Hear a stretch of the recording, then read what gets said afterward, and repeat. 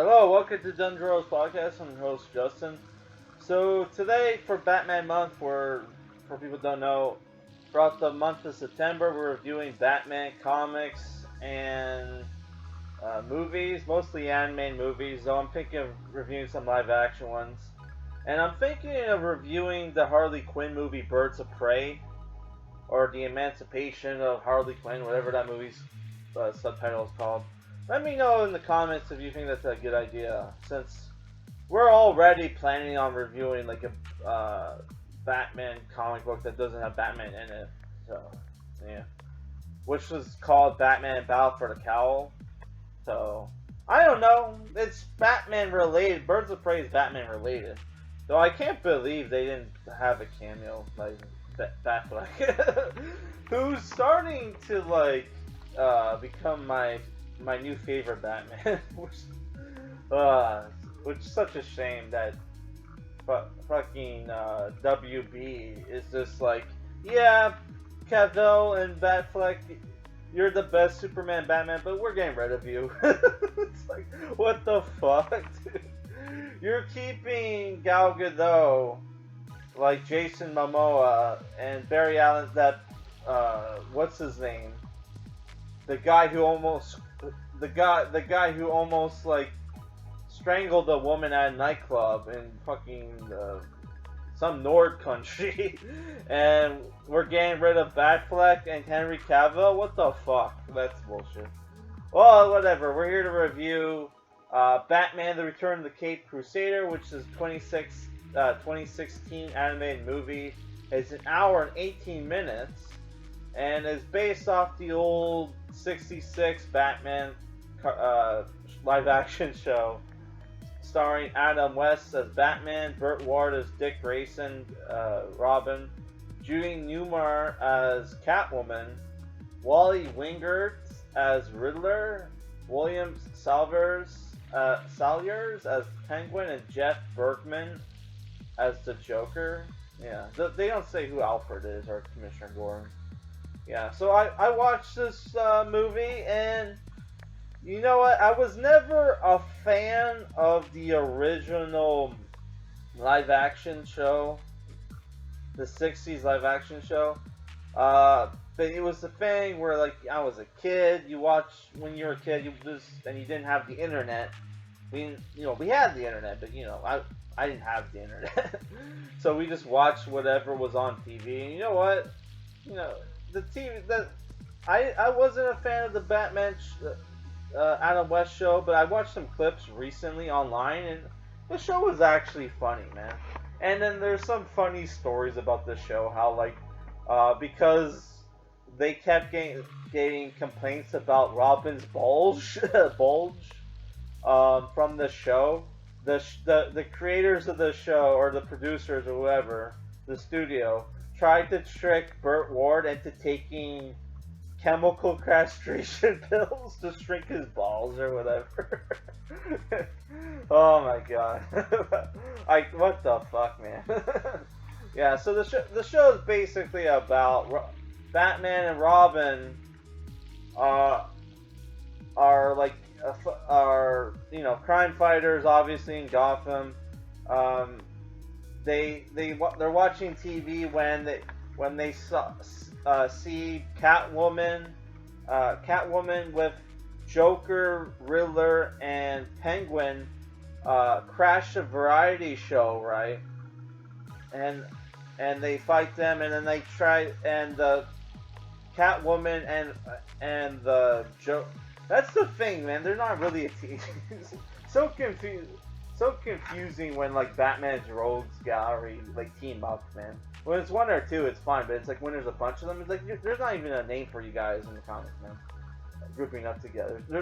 It's not like there's like a Sinister Six of like Batman, right?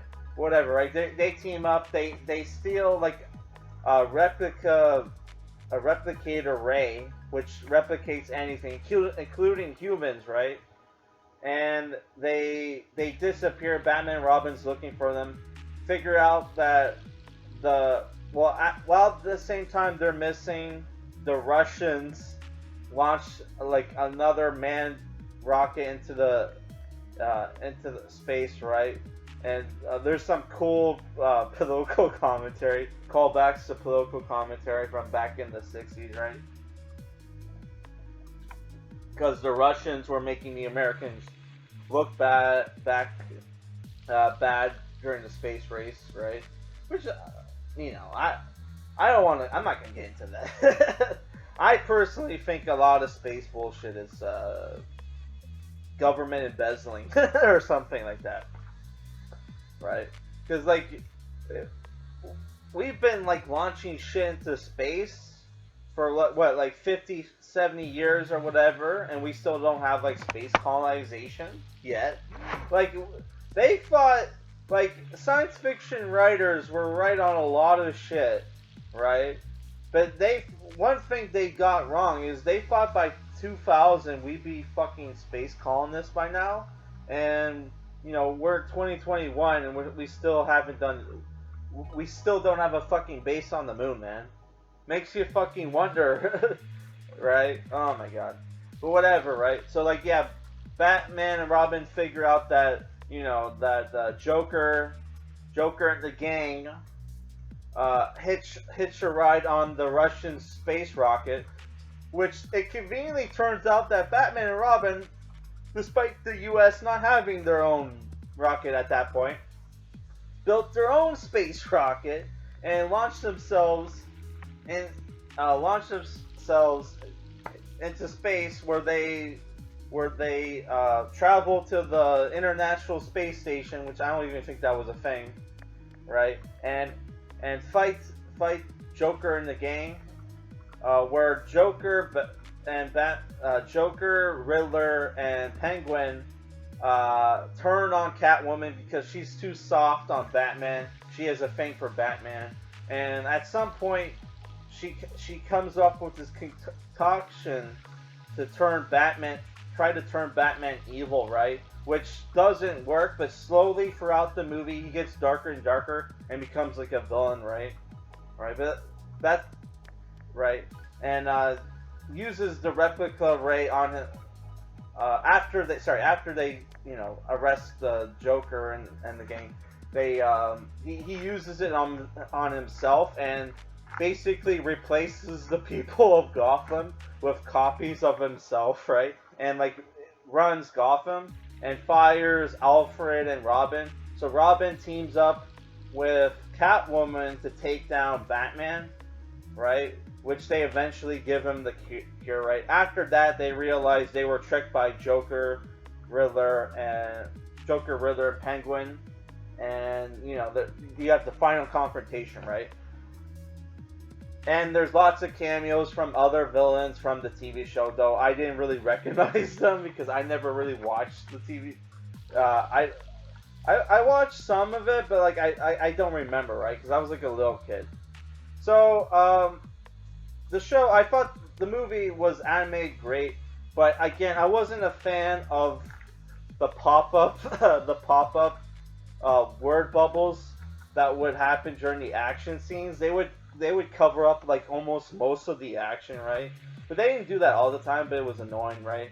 And I thought that some of the Julie Newmar was a little too old to play like sexy Catwoman, because like she sounded really old. Though Adam West and Burt Ward sounded fine.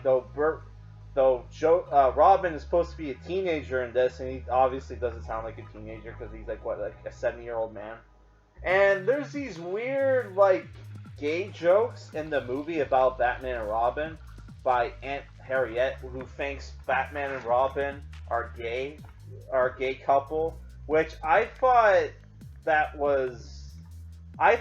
was just making that up or something, or like I was coming to the wrong conclusion, right? That maybe she just suspected that they were Batman and Robin because she's snooping around in the house at one point. And it turns out, no, they double down on it at the end, which is fucking creepy as shit. When it's like, dude, you're fine with your nephew being basically kept sex slave by a rich dude? Like, what the fuck? I know that happens in Hollywood, but it's like, what the fuck, man? that was really dark for a movie like this. That's supposed to be paying homage to the '60s, 60s not cartoon live action show. So I was like, what the fuck was that about? And but yeah, like besides from that, I thought the the humor in the movie was pretty cool, right? You got lots of '60s slang, and there's a lot of references to like other Batman movies. Like they reference Batman Forever, and then they reference the bad ending, the ending for like Batman Dark Knight Rises, where Catwoman's like, where like Batman's trying to implore Catwoman to turn herself in, right? And she's like, no. Why don't we just kill Robin and then fly off to Europe?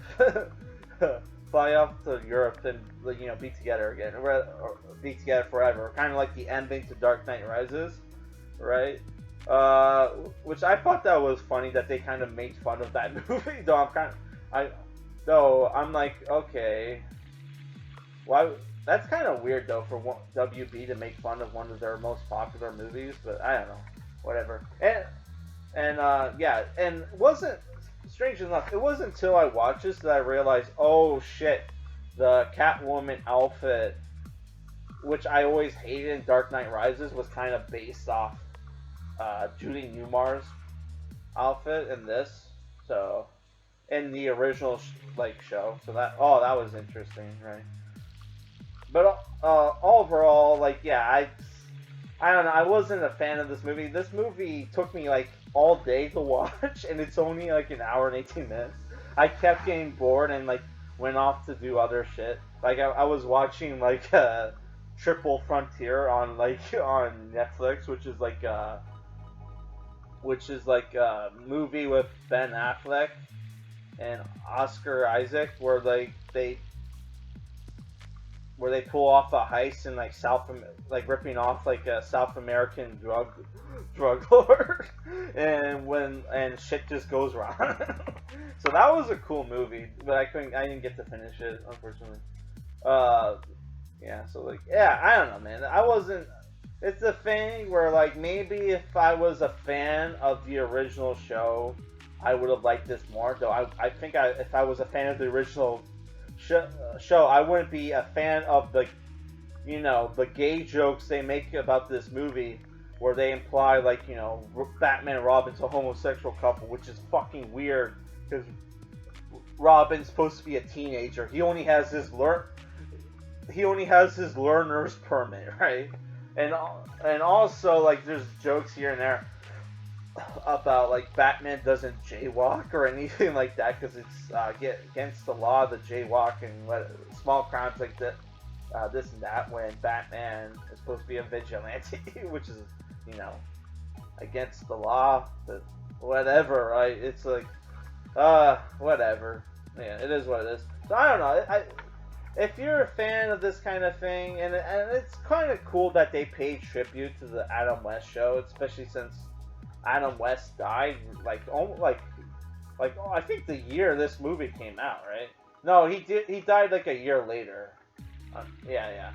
But he died literally a year later, so it was kind of cool that we got to see that, Adam West play Batman again. In animated form, which is not, which is cool, right?